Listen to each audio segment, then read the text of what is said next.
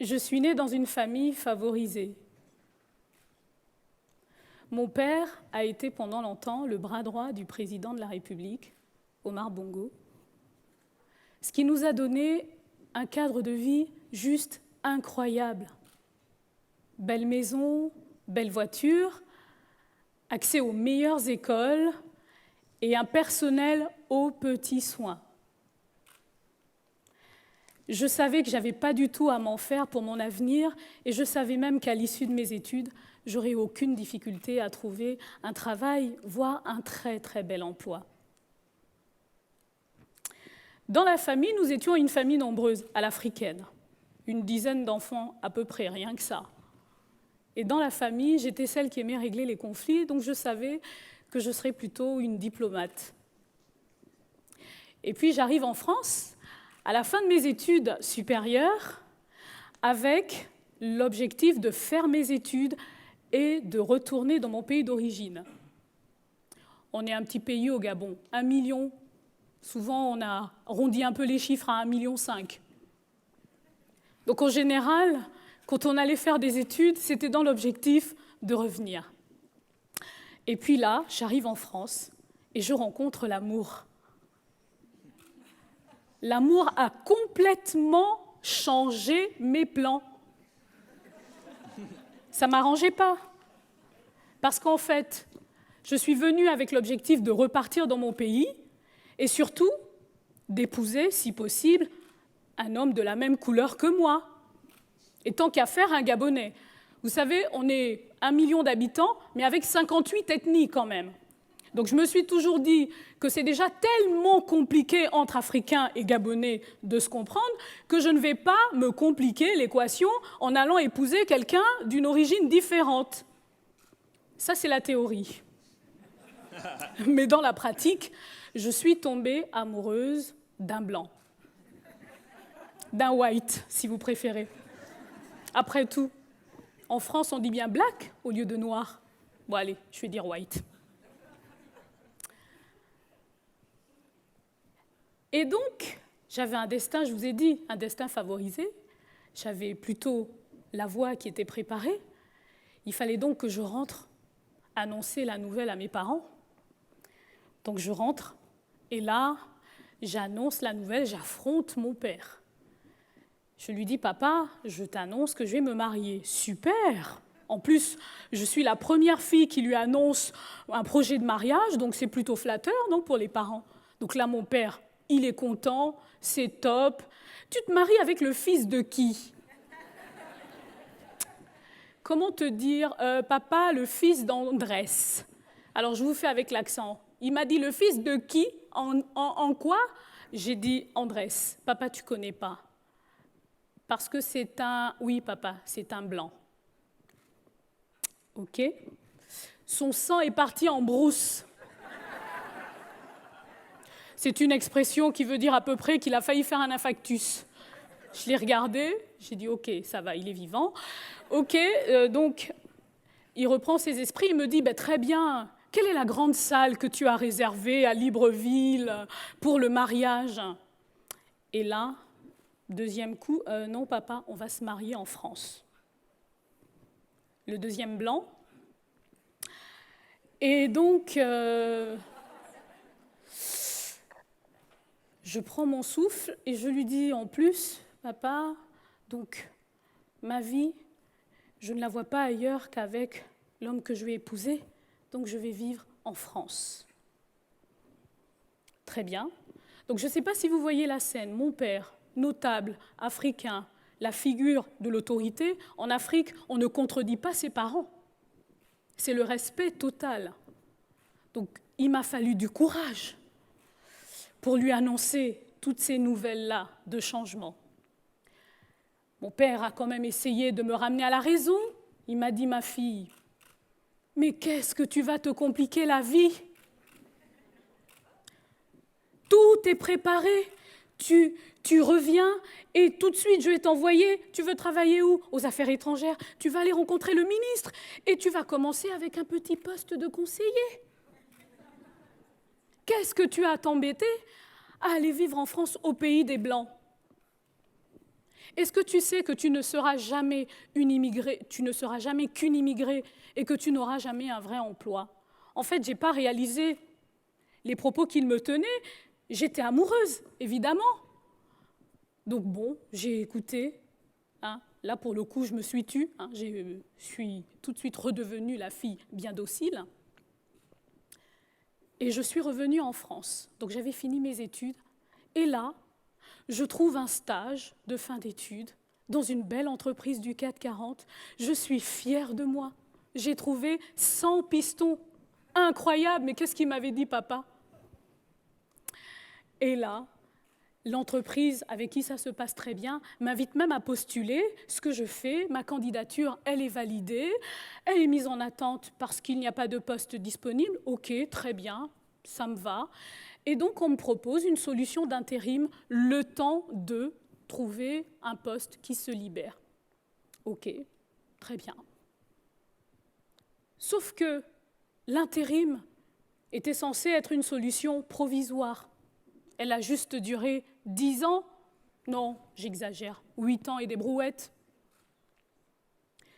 Mais je dois vous dire qu'à ce moment-là, la question du genre, la question de la couleur de la peau, pour moi, ce n'est pas un sujet. En tombant amoureuse de mon mari, je suis également tombée amoureuse de Paris. Hein? Je suis une Parisienne.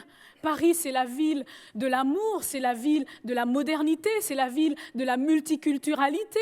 Il n'y a pas de racisme à Paris. Donc pour moi, ce n'est pas un sujet. Sauf que l'intérim qui était censé être une solution provisoire, mais en fait, elle est devenue une solution pérenne. Et donc, je suivais mon dossier, j'essayais, dans mes missions d'intérim, d'aller relancer régulièrement les RH. Et là, j'ai quelques anecdotes assez intéressantes. Une fois, je vais voir le RH en charge des achats. Donc, où est-ce qu'il en est, mon dossier? Vous savez, ça fait un peu la petite Cosette. Ça en est où? Est-ce que... Donc là, il me dit, bah non, on est désolé, il n'y a rien. Et puis dans la discussion, il me dit, tu viens d'où d'ailleurs? Je lui dis, je viens du Gabon. Et là, ses yeux s'illuminent de bonheur. Le Gabon, joli. Mais je rentre du Gabon, d'années d'expatriation où tout était formidable, la maison, la piscine, le personnel, mes enfants, le bonheur. Et d'ailleurs, tiens, j'ai une très bonne idée. On n'a pas de poste disponible ici, mais tu sais, je peux t'appeler tout de suite les responsables de la filiale de l'entreprise au Gabon en contrat local. Et tu iras, ce sera immédiat. Donc je l'ai regardé, je ne savais pas quoi dire. Surtout que les RH, il ne faut pas trop les fâcher quand même. Hein. Lui, il rentrait d'expatriation, mais il me proposait rapatriation.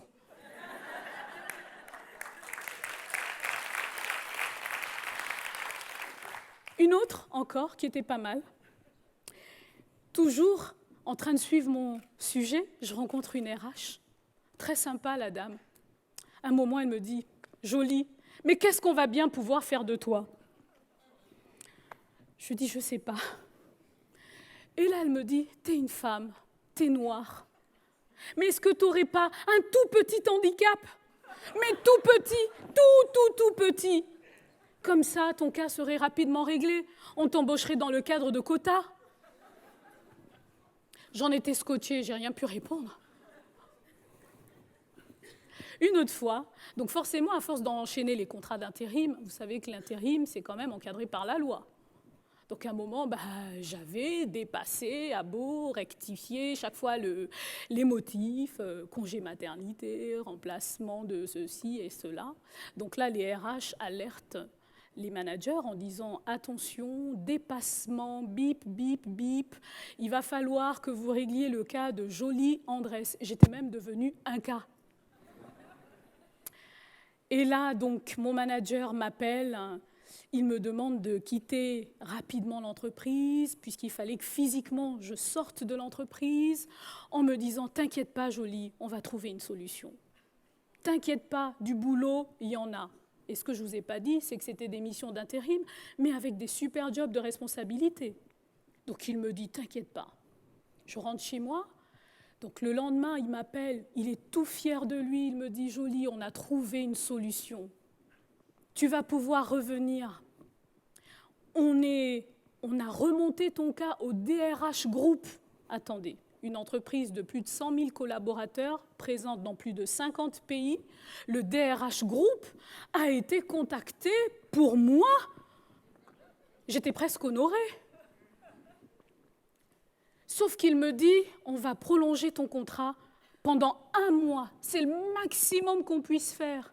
Et à l'issue de ces 1 mois, mais en fait, on ne pourra plus rien faire de toi. En gros, j'avais 1 mois pour faire mes bagages et quitter l'entreprise. Pourquoi je vous raconte tout ça? Quel est le message que je souhaite porter? C'est qu'aujourd'hui, encore, malheureusement, il existe beaucoup trop de discrimination à l'embauche. Et toutes les personnes qui portent ça ne se rendent pas toujours compte de tout le mal qu'elles peuvent faire à ces personnes, comme moi, comme vous, issus de l'immigration ou de la diversité, ou peu importe. Et souvent, ces messages sont passés par des petites blagues. On aime bien la blague. Des petites réflexions, des petites paroles anodines. On ne prend pas toujours conscience de tout le mal qu'on peut faire par derrière. Mon mari, mon blanc, mon white, vous vous souvenez? Bien sûr qu'il m'accompagnait, il m'épaulait dans toutes mes difficultés. Il était là, il était à l'écoute, il compatissait. Mais quand j'ai pris conscience que c'était peut-être un problème lié à la couleur de ma peau, ça, il avait du mal à le comprendre, mais ce qui est normal. Lui-même, il n'était pas confronté à ce type de difficultés. Sauf qu'un jour, on va pour l'achat d'un appartement, programme immobilier neuf. On est en retard, mon mari me dépose, il va trouver une place de parking, et là, tout fier, j'arrive devant l'agence.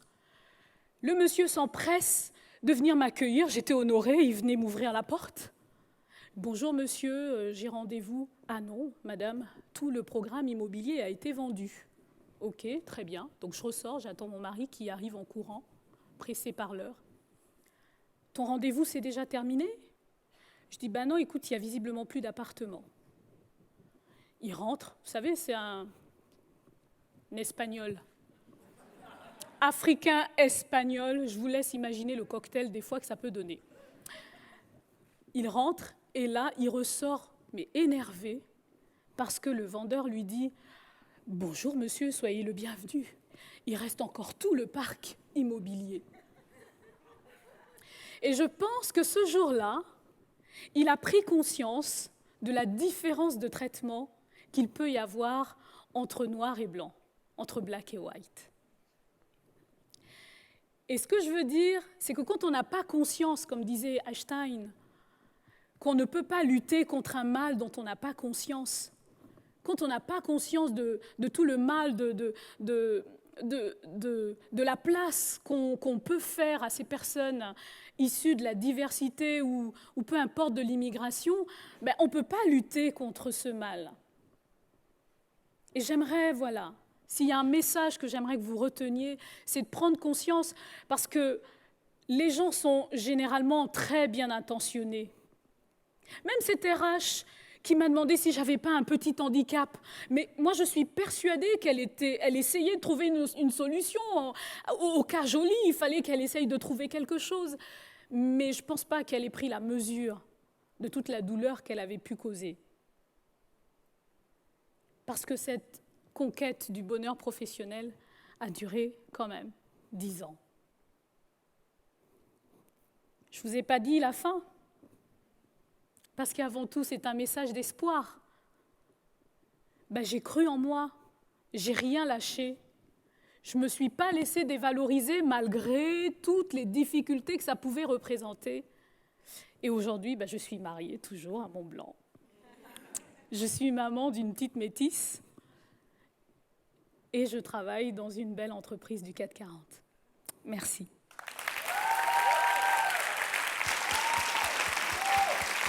Bravo!